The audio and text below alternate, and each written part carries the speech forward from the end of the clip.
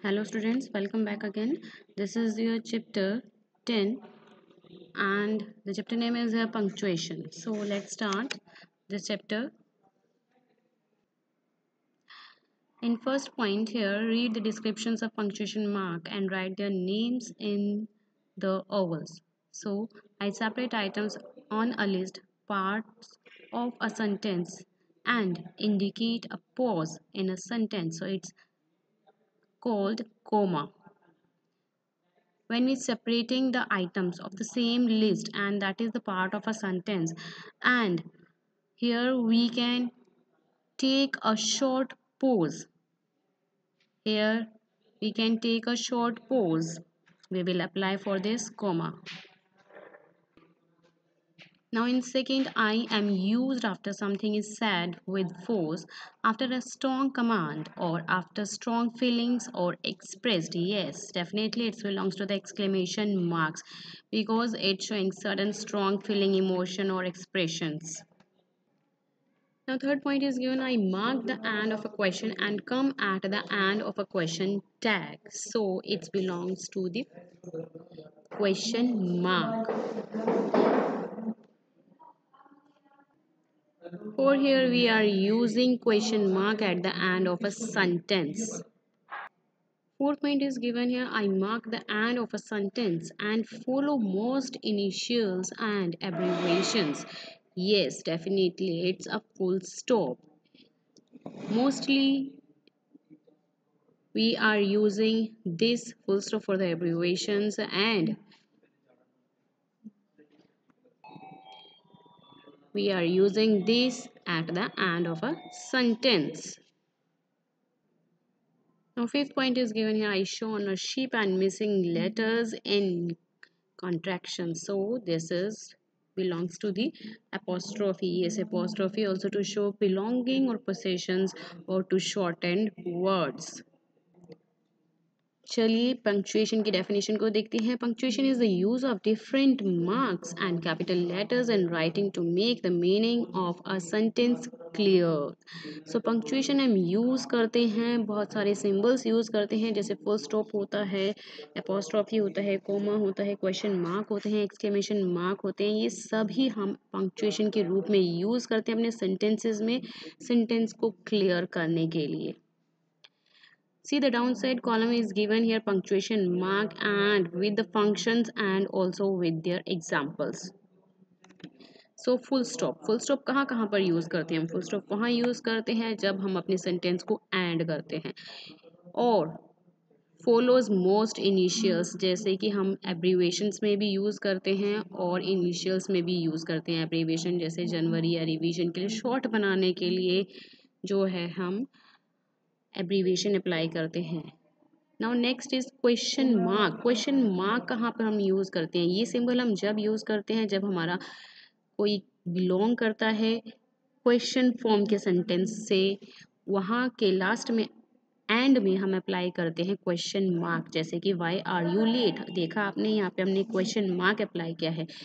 Second point इसका है, हम अपने क्वेश्चन टैग में अप्लाई करते हैं. क्वेश्चन टैग में मतलब कि सबसे लास्ट में, जैसे कि यहाँ पे है आर यू फीलिंग फाइन. ये आपका सेंटेंस है. Are not you, this belongs to the question tag. ये आपका क्वेश्चन टैग से बिलोंग है और इसमें हम क्वेश्चन मार्क अप्लाई करते हैं. Remember this, it's a very important कि हम क्वेश्चन टैग में बिना क्वेश्चन मार्क के हमारा क्वेश्चन टैग से जो है बिलोंग नहीं करेगा.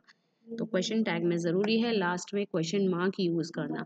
Third point is given here exclamation mark. Exclamation mark, yes definitely it expresses a strong feeling, emotions होते हैं आपके इसके अंदर, जैसे व्हाट अ लवली स्कार्फ है, alas wow hurray we won the match, alas we lost the game.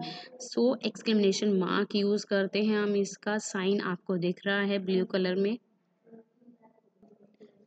Now next is apostrophe. So apostrophe कहाँ पर use करते हैं? जैसे कि आपको साइन दिख रहा है ब्रैकेट में गिवन है, shows ownership of an object, किसी ऑनरशिप, किसी ऑब्जेक्ट का ऑनरशिप के लिए मेंशन करता है, फंक्शन करता है। And it also the contractions, मतलब कि जैसे कि this is my father's car, ये मेरे पापा की कार है, तो एपोस्ट्रोफी आपको नजर आ रहा है फादर्स में। और I don't know what happened, हमने यहाँ पे यूज़ किया अपोस्ट्रोफी डोंट में, इसको शॉर्ट बनाने के लिए। डू नॉट भी हम NOT पूरा लिख सकते थे, लेकिन हमने इसको शॉर्ट में अपोस्ट्रोफी लगा के शॉर्ट फॉर्म में कर दिया। Now next is comma. Comma जैसे डाउन साइड हम यूज़ करते हैं कोमा टू सेपरेट 3 और more single items on a list. किसी सेम सीरीज की हम बात कर रहे हैं और उसी के आइटम्स की बात करें, तो उसको सेपरेट करने के लिए हम जो है अपने सेंटेंस में कोमा अप्लाई करते हैं, जैसे दे ईट piers apples and grapes.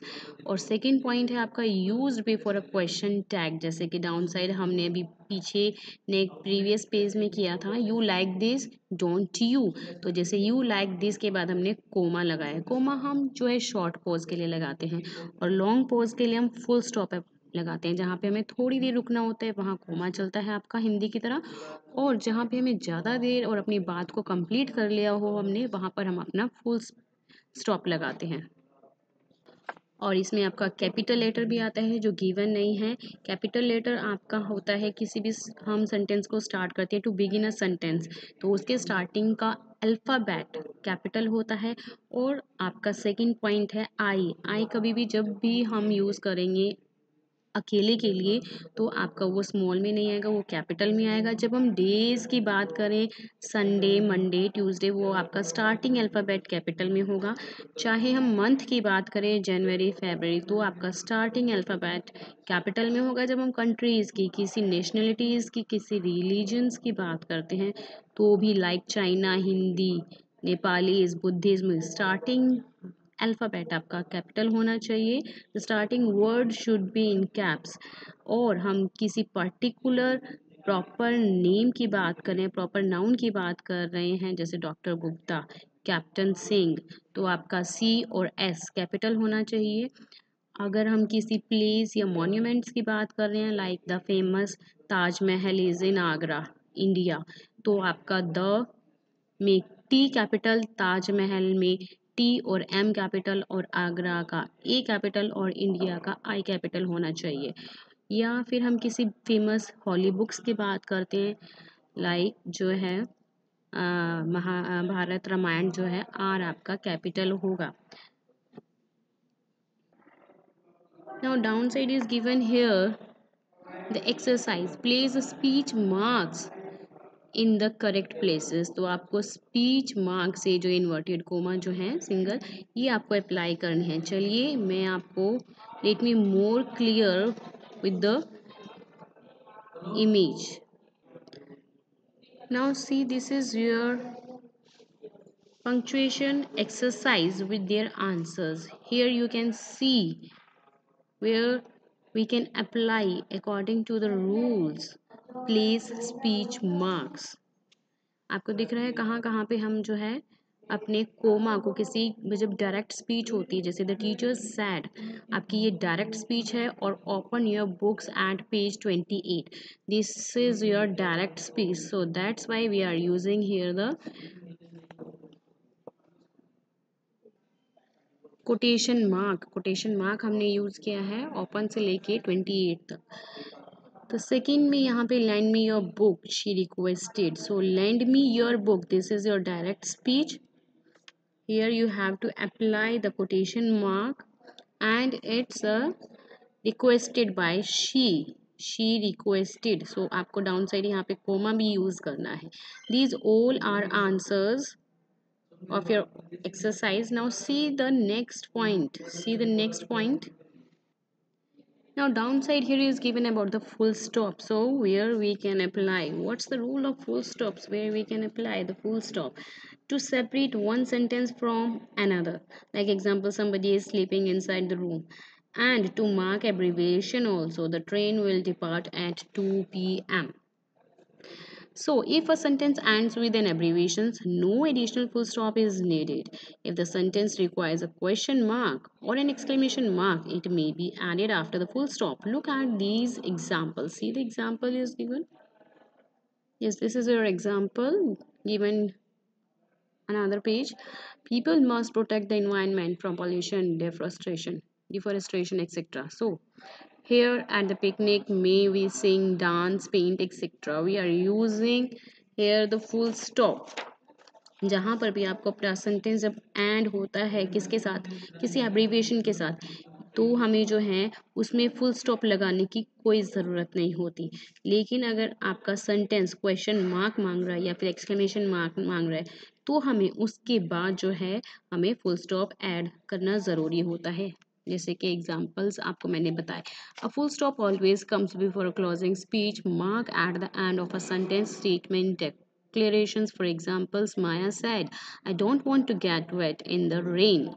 So यहाँ पे हम फुल स्टॉप किसी बात को क्लोज करने के लिए या फिर जो है डायरेक्ट स्पीच में आपको दिखाई दे रहा है, जब हम किसी चीज़ की डिक्लेरेशन करें, किसी चीज़ की स्टेटमेंट कर रहे हैं, तो उसको कंप्लीट करने के लिए भी हमें फुल स्टॉप की ज़रूरत होती है। और वो आपका फुल स्टॉप बाद में आता है जब हम जो है डायरेक्ट स्पीच को बोल देते हैं, लेकिन डायरेक्ट स्पीच से पहले आपका कोमा अप्लाई होता है। चलिए, more about the question mark. Question mark के बारे में समझते हैं। जब आप क्वेश्चन मार्क, जब when we ask a question, हम किससे क्वेश्चन पूछते हैं तो आप क्वेश्चन मार्क का सिंबल यूज करते हैं जो गिवन है आपको यहाँ पे। और second thing is that question mark जो है हम अपने किस चीज़ में यूज़ करते हैं, डायरेक्ट स्पीच में। और आपका अगर वो बिलोंग हो रहा है क्वेश्चन टैग से, तो भी वहाँ पे हम क्वेश्चन मार्क यूज़ करते हैं।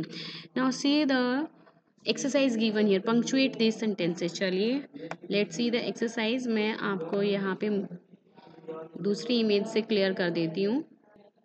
Now see here the exercise with your answers. Well done. Here we can use the punctuate symbols according to the sentence. Yes, it belongs to the exclamatory. Well done. We are using here exclamatory sign for the sentence. Now second is, where were you absent yesterday? So here we are asking a questions. That's why we will apply the question mark. Third, strawberries are my favorite fruit. Yes, starting word should be in capital. Strawberries are my favorite fruit and end with a full stop. So these all are answers.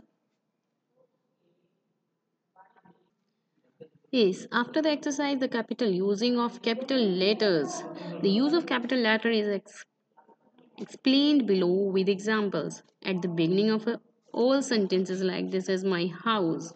Hair कहाँ कहाँ पे हम जो है capital letter use कर सकते हैं। कोई हमारा सेंटेंस स्टार्ट हो रहा हो, जैसे मैं कि आपको बता चुकी हूँ, तो स्टार्टिंग अल्फ़ाबेट आपका जो है कैपिटल होगा। आई जो है हमेशा कैपिटल होगा अगर वो अकेला खड़ा है, या फिर आपका डेज, मंथ, संडे, मंडे, जनवरी, फरवरी, इसका फर्स्ट अल्फ़ाबेट आपका जो है कैपिटल होगा। किसी हम कंट्रीज़ की बात करें, किसी लैंग्वेज की बात करें, किसी नेशनलिटीज़ की बात करें, किसी रिलीजन की बात करें, तो भी आपका स्टार्टिंग अल्फ़ाबेट कैपिटल होना चाहिए। Like China, Hindi, Nepalese, Buddhism, जो स्टार्टिंग अल्फ़ाबेट है it should be in Capitals. और अगर हम किसी पर्टिकुलर प्रॉपर नाउन की बात करें, डॉक्टर महेंद्र, कैप्टन सिंह, तो आपका फर्स्ट अल्फ़ाबेट कैपिटल में होना चाहिए। जब हम किसी मॉन्यूमेंट या प्लेसेस की बात कर रहे हैं, ताजमहल, आगरा, तो आपका स्टार्टिंग वर्ड जो है कैपिटल होना चाहिए। अगर हम किसी बुक्स, होली बुक्स, रामायण की बात कर रहे हैं, फिल्म्स की बात कर रहे हैं, किसी पर्टिकुलर के बारे में, तो आपका जो है वो फर्स्ट अल्फ़ाबेट जो है कैपिटल होना चाहिए। Now let's see the exercise it's given in your 75 page number. तो चलिए फटाफट ये पॉइंट्स देख लेते हैं। जैसे मैंने आपको बताया, आई कभी भी अकेला खड़ा नहीं होता, और जो है आपके प्रॉपर नाउन मीन्स पर्टिकुलर जो नाउन होते हैं आपके, लंदन जैसे कि किसी कंट्रीज़ की बात कर रहे हैं, या फिर किसी हम प्रॉपर नाउन्स की बात कर रहे हैं जो किसी कंट्री से बिलोंग कर रहा है, या किसी प्लेस, पीपल, ऑर्गेनाइजेशन से बिलोंग कर रहा है, तो वो भी स्टार्टिंग अल्फ़ाबेट जो है आपका कैपिटल में होना चाहिए। डेज, मंथ की बात कर रहे हैं तो भी, और किसी titles of book, article, songs की बात कर रहे हैं तो भी। सभी मैं आपको क्लियर कर चुकी हूँ ये बता के। और गोड कभी भी हमारा जो है स्मॉल में नहीं आता, ये हमेशा कैपिटल में आता है, लॉर्ड, गोड। और आपका डायरेक्ट स्पीच की बात करेंगे, तो जब हम डायरेक्ट स्पीच में बोलेंगे, जैसे we will set sail in the morning, तो यहाँ पे स्टार्टिंग वर्ड आपका कैपिटल होना चाहिए। Now see the point here, rewrite the sentences using capital letters in the correct places. So let's see the exercise with your answers. Yes, this is your answers. The little boy said, "Please take my home." This is a direct speech and spoken by the little boy. So after the little boy said, here you have to apply the comma and please take me home. It's a direct speech spoken by the little boy. So first starting alphabet should be in capital. जैसे कि मैंने आपको बताया direct speech का starting word coma के बाद जो होता है वो अल्फ़ाबेट जैसे कि पी है आपका तो वो जो है क्या होना चाहिए आपका कैपिटल में होना चाहिए. The chief guest for the afternoon is the principal Mr. D. Souza. Yes. So here Mr. D. Souza जो है आपका नेम गिवन है पार्टिकुलर प्रॉपर नाउन की बात हो रही है यहाँ पर तो आपका वो कैपिटल में होना चाहिए. ओ द चीफ गेस्ट जो है after is the chief guest. The afternoon is the principal and here you have to apply the comma क्योंकि हम पर्टिकुलर उसकी नाउन की बात कर रहे हैं मिस्टर डिसूजा तो वो कैपिटल में आना चाहिए आपका. See the others answers belongs to the same rules. Now see the other exercise given in your book. It's page number 176. Let's perfect it. यहाँ पे आपको क्या करना है कैपिटल लेटर जहाँ जहाँ पर यूज़ हो रहे हैं जैसे कि मैं कैपिटल लेटर जहाँ पे यूज़ होते हैं मैं again repeating the same rules जहाँ पे आपका सेंटेंस शुरू करते हैं हम लोग वहाँ पे फर्स्ट अल्फ़ाबेट आपका कैपिटल होना चाहिए. देखिए सभी जितने भी हमने स्टार्ट किया है बिगिन किया है शुरुआत की अपने सेंटेंस की वहाँ का फर्स्ट अल्फ़ाबेट कैपिटल है. सेकेंड पॉइंट हमारा ये है कि हमारा जो आई है कभी भी अकेले जब होगा तो स्मॉल में नहीं होगा कैपिटल में होगा. जब हम डेज की मंथ की बात करते हैं तो कैपिटल में होनी चाहिए. जब हम कंट्रीज़ की बात करते हैं किसी लैंग्वेज की बात करते हैं किसी रिलीजन धर्म की बात करते हैं तो वो कैपिटल में है. आप इस एक्सरसाइज में देख सकते हैं. और किसी प्रॉपर पर्टिकुलर नेम की बात कर रहे हैं तो भी कैपिटल में और किसी प्लेस मॉन्यूमेंट की बात कर रहे हैं किसी बुक्स की बात कर रहे हैं तो वो भी आपका कैपिटल में स्टार्ट होता है कैपिटल से स्टार्ट होता है. सो these all your answers and after this B exercise चलिए देखते हैं. Yes, after this B exercise read these sentences correctly using speech marks. आपको speech mark जो है कोमा यूज़ करना है और स्पीच इन्वर्टेड कोमा जो हम डायरेक्ट स्पीच के लिए अप्लाई करते हैं जैसे मैंने बताया सैड के बाद आपका जो है जो सैड ये डायरेक्ट स्पीच है इट्स टाइम फॉर लंच तो ये आपका इन्वर्टेड कोमास में होगा और जो सैड इसके बाद जो है हम कोमा यूज़ करेंगे. Let's see the other answer down. Sit down sad my mother. Sit down side my mother. हम इन दोनों में से कोई भी जो है किसी भी तरीके से बोथ आर करेक्ट किसी भी मेथड को यूज़ कर सकते हैं.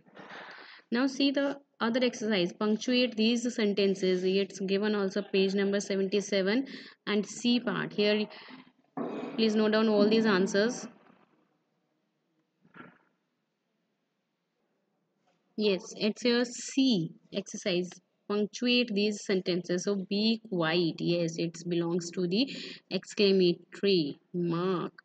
I am going to see Dr. Joseph. So यहाँ पे starting वर्ड आपका कैपिटल होना चाहिए और जब हम किसी पर्टिकुलर पर्सन की बात करें तो जैसे कि डॉक्टर जोसेफ आपका कैपिटल में होना चाहिए डी और जे.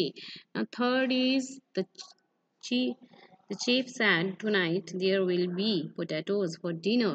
जैसे कि चीफ सैड यहाँ पे चीफ की स्पेलिंग गलती हुई है तो यहाँ चेफ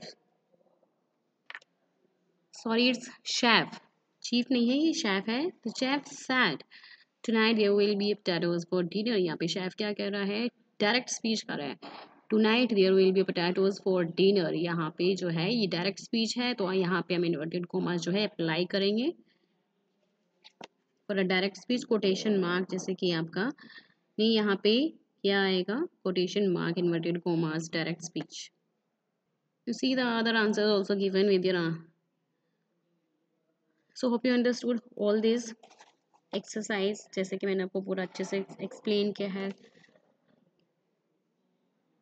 आपको अच्छे से समझ में आएगा. Thank you for watching this.